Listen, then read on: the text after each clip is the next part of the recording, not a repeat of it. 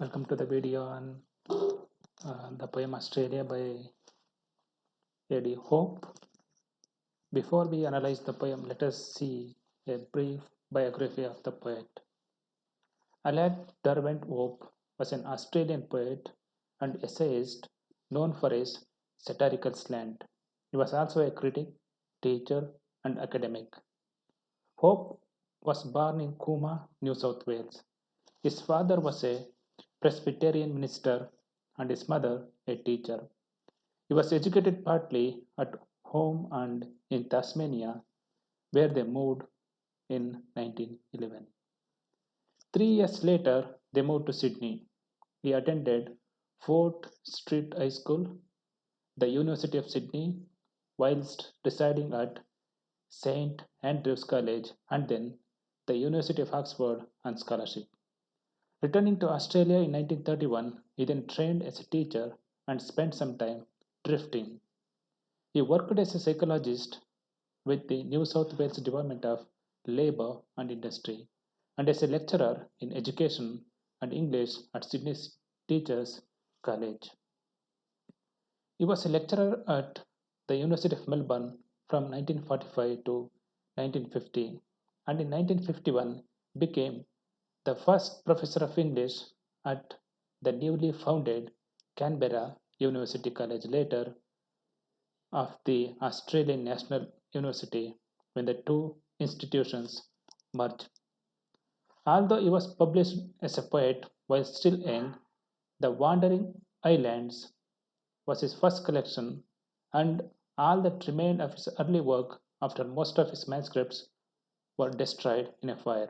Its publication was delayed by concern about the effects of Pope's early erotic and savagely satirical works on the Australian public.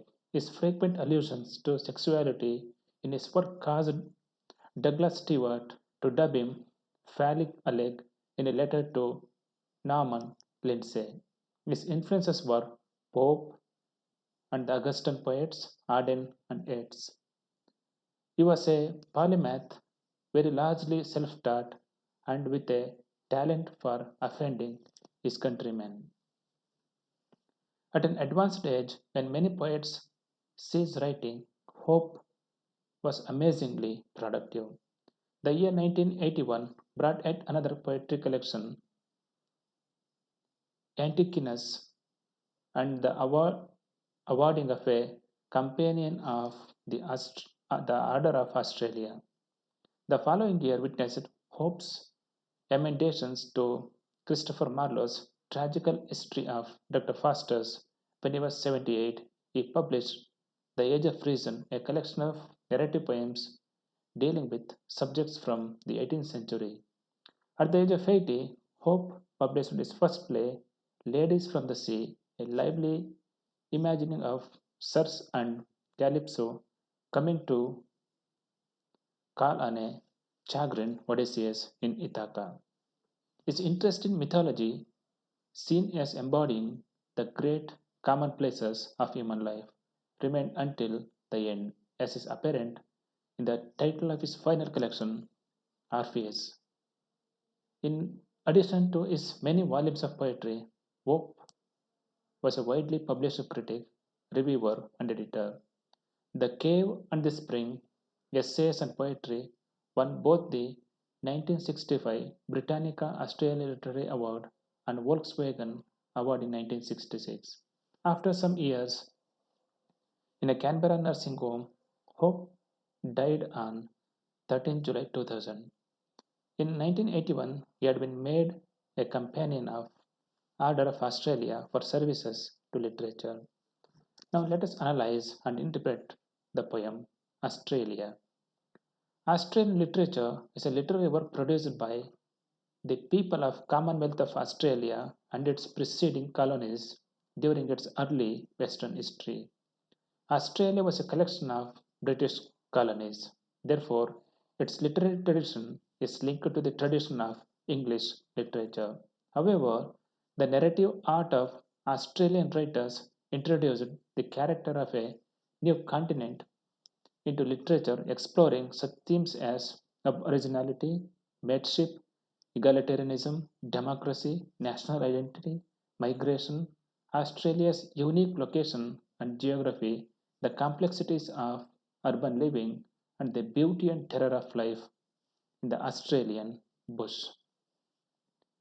A.D. Hope too has discussed about origins, about the geographical condition, about the people of Australia in his poetry, sometimes referred to as eco-poetry, poems that explore various aspects of natural world can offer readers new perspectives of native wildlife and landscapes and the way we as humans interact with them.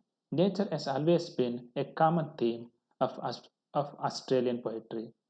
Critics often classify A.D. Hope as a classic poet since in much of his works he utilized the traditional style towards the description of landscape and natural occurrences such as weather.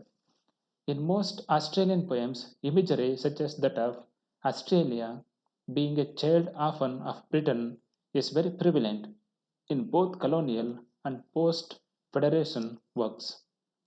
A.D. Hope was one of the most influential and celebrated Australian poets of the 20th century. He incorporated mythology, legends, and fables in his verse. He was also praised by the critics for his biting satire, the clarity of his language, the sophistication of his poetic vision. He is perceived as an important contributor to traditional prosody in contemporary poetry. Hope is also viewed as a satirical poet, as many of his poems make fun of absurdity of life and its complexities. The poem Australia begins with Hope's idea of Australia. He can be called as a true Australian poet because in his each and every poem he talks about Australia directly or indirectly. His art always longs for his country, Australia. He has a desire to make his country a better place, albeit through a stating the negative. In his poem Australia, the title itself suggestive of hopes, concern, and love for his country. The first five stanzas deal with Australia's physical attributes as he elaborates that the landscape of Australia is mechanical and monotonous, comparing it to the camouflage uniform of the soldiers of war. In, in the very first stanza, this simile conveys the drabness of the expanding trees through the desolate grey color which seem dull while they stand in desolate, expansive land. He says in the opening lines, a nation of trees, drab green, desolate grey. The author compares his country to a sphinx. The poem gives a negative perception of the country and especially the people and how it has affected the life and the survival in Australian country. The poem reflects the absence of individualism and spiritual growth. According to the author, the continent reflects an ambiguous state. They did not care about the inner self or art.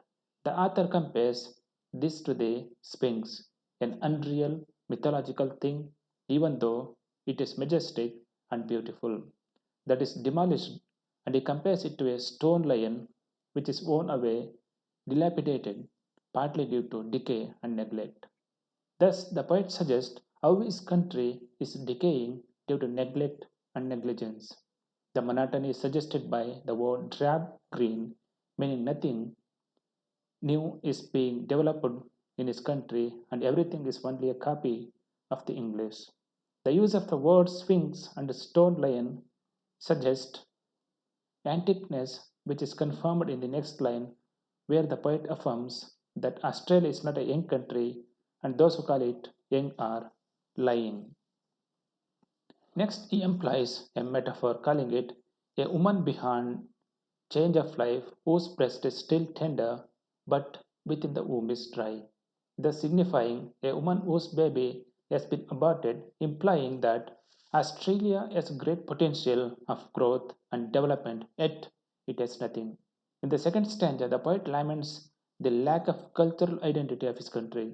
He says that his country lacks songs, architecture, and history, the emotions and the superstitions of the younger lands. The poet laments the lack of spiritual and intellectual growth along with individualism in the Australians and says that his country people are full of monotonous tribes from Cairns in the north to Perth in the south. The word monotonous is used again to emphasize the sameness with the Western culture, thus lacking anything new and thus as if drowning in immense stupidity. The third stanza describes a very dreary image of five main cities of Australia. These five cities are compared to five teeming shores and are five big cities of Melbourne, Sydney, Perth, Canberra, and Adelaide. According to the poet, the people in these cities are like parasites as they are dependent on the government for their subsistence. They have no individual identity of their own. They are robbing the state of its exchequer and draining its resources. He also tells us that these people are originally from Europe, but they have come to Australia as they could not survive well in their own countries and have come to Australia as second hand citizens. In the last two stanzas, the poet changes his tone. He sounds optimistic about his country. Despite whatever lack mentioned by the poet in earlier sections of the poem, the poet affirms that he is very glad to turn back home to his country, Australia. Modern thought is like a lush jungle for him, and he wants to return to Arabian desert of the human mind of his own country, where he hopes, just like in the deserts, some prophets or spiritual minds with evolve and grow. These prophets, he says, originated in the Arabian desert, and he hopes that they will spring up in the wasteful mind of the Australian people too. The poem tells us about the Australian people, their lack of spirituality, emptiness of feeling, desolateness reflected in the emptiness of the land, meaning lack of cultural identity. Thus, the, det- the detractors are just like cultural apes, as they only copy the Western civilization and show no individuality, giving the poem a nationalistic turn. Thus, in this sense, Australia becomes a microcosm of the macrocosm of this world. Thus, the poem is a reflection not only of Australia but a comment on modern living. Thank you. And this is a very small interpretation of the poem. Thank you for watching the video.